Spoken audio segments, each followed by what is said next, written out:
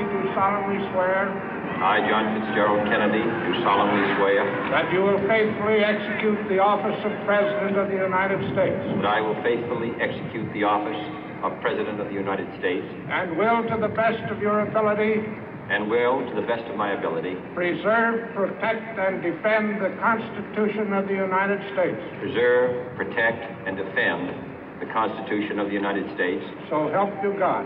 So help me God.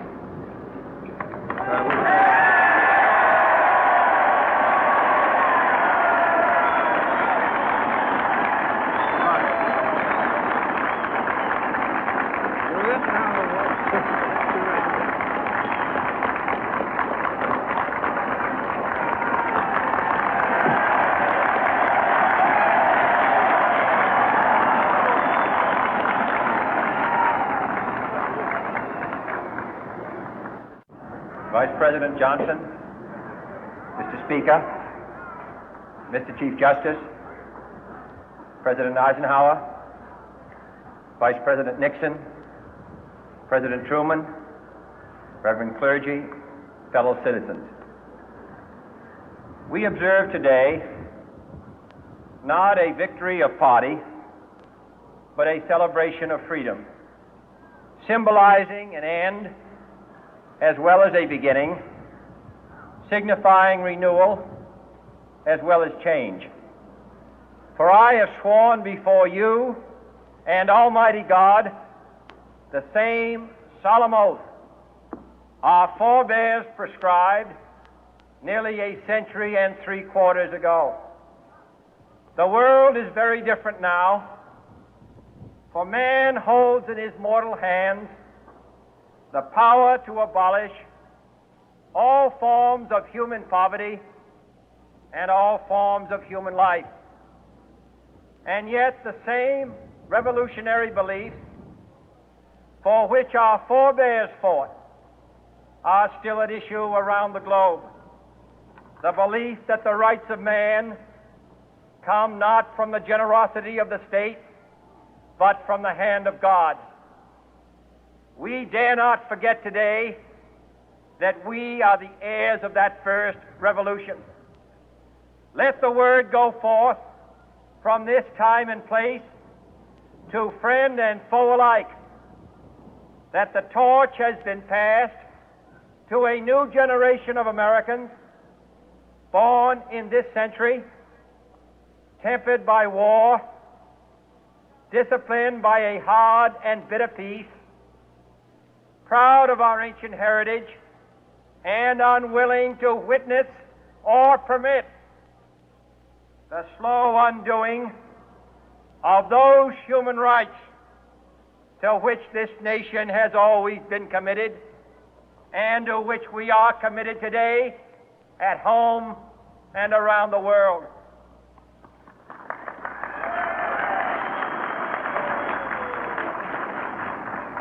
Let every nation know, whether it wishes us well or ill, that we shall pay any price, bear any burden, meet any hardship, support any friend, oppose any foe to assure the survival and the success of liberty.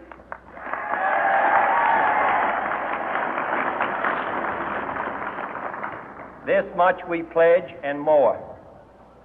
To those old allies whose cultural and spiritual origins we share, we pledge the loyalty of faithful friends.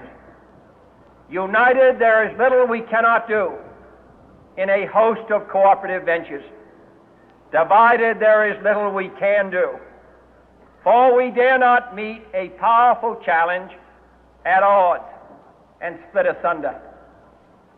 To those new states whom we welcome to the ranks of the free, we pledge our word that one form of colonial control shall not have passed away, merely to be replaced by a far more iron tyranny. We shall not always expect to find them supporting our view, but we shall always hope to find them strongly supporting their own freedom and to remember that in the past, those who foolishly sought power by riding the back of the tiger ended up inside.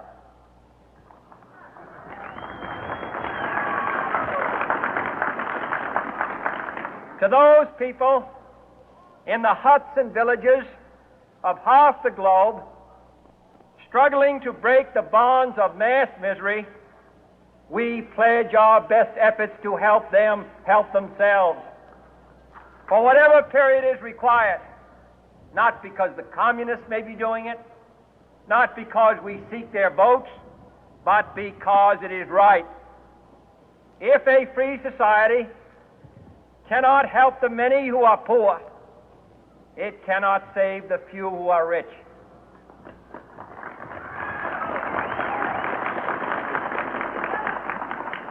To our sister republics south of our border, we offer a special pledge to convert our good words into good deeds, in a new alliance for progress, to assist free men and free governments in casting off the chains of poverty.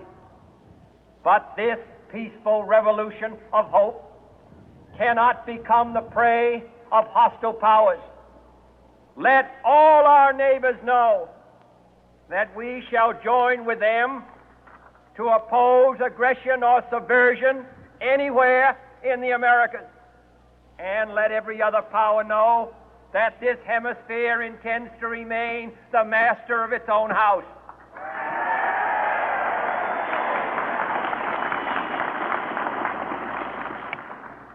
To that World Assembly of Sovereign States, the United Nations, our last best hope, in an age where the instruments of war have far outpaced the instruments of peace, we renew our pledge of support to prevent it from becoming merely a forum for invective, to strengthen its shield of the new and the weak, and to enlarge the area in which its writ may run.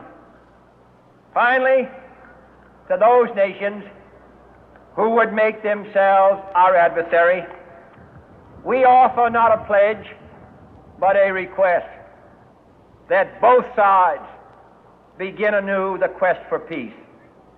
Before the dark powers of destruction, unleashed by science, engulf all humanity in planned or accidental self-destruction, we dare not tempt them with weakness, for only when our arms are sufficient beyond doubt can we be certain beyond doubt that they will never be employed. But neither can two great and powerful groups of nations take comfort from our present course, both sides overburdened by the cost of modern weapons, both rightly alarmed by the steady spread of the deadly atom, yet both racing to alter that uncertain balance of terror that stays the hand of mankind's final war. So let us begin anew, remembering on both sides that civility is not a sign of weakness, and sincerity is always subject to proof. Let us never negotiate out of fear, but let us never fear to negotiate.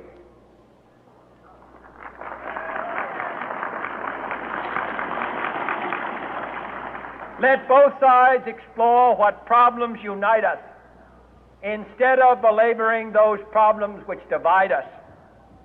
Let both sides, for the first time, formulate serious and precise proposals for the inspection and control of arms, and bring the absolute power to destroy other nations under the absolute control of all nations.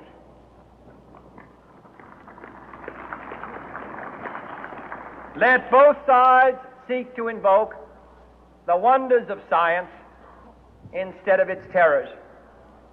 Together, let us explore the stars, conquer the deserts, eradicate disease, tap the ocean depth, and encourage the arts and commerce.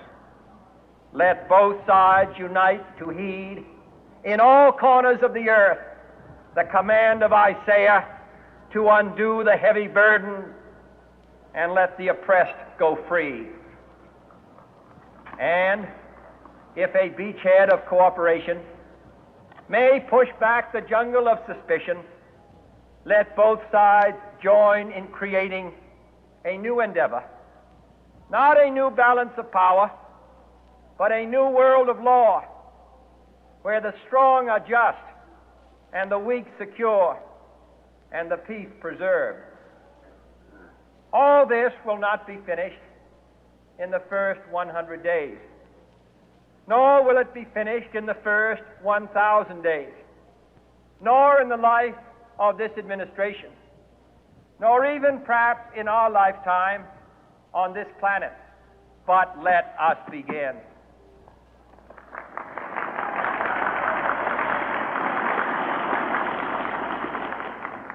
In your hands, my fellow citizens, more than mine, will rest the final success or failure of our course. Since this country was founded, each generation of Americans has been summoned to give testimony to its national loyalty. The graves of young Americans who answered the call to service surround the globe. Now the trumpet summons us again, not as a call to bear arms, though arms we need, not as a call to battle, though in battle we are, but a call to bear the burden of a long twilight struggle, year in and year out, rejoicing in hope, patient in tribulation, a struggle against the common enemies of man, tyranny, poverty, disease, and war itself. Can we forge against these enemies a grand and global alliance, north and south, east and west, that can assure a more fruitful life for all mankind? Will you join in that historic effort?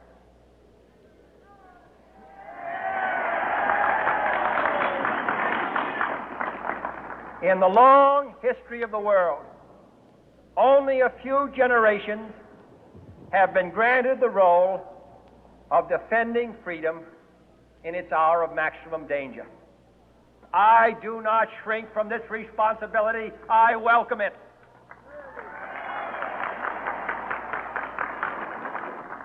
I do not believe that any of us would exchange places with any other people or any other generation. The energy, the faith, the devotion which we bring to this endeavor will light our country and all who serve it. And the glow from that fire can truly light the world. And so, my fellow Americans, ask not what your country can do for you. Ask what you can do for your country.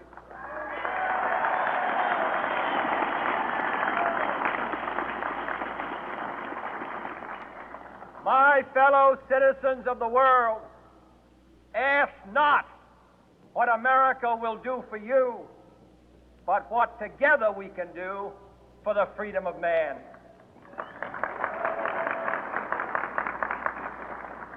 Finally, whether you are citizens of America or citizens of the world, ask of us here the same high standards of strength and sacrifice which we ask of you.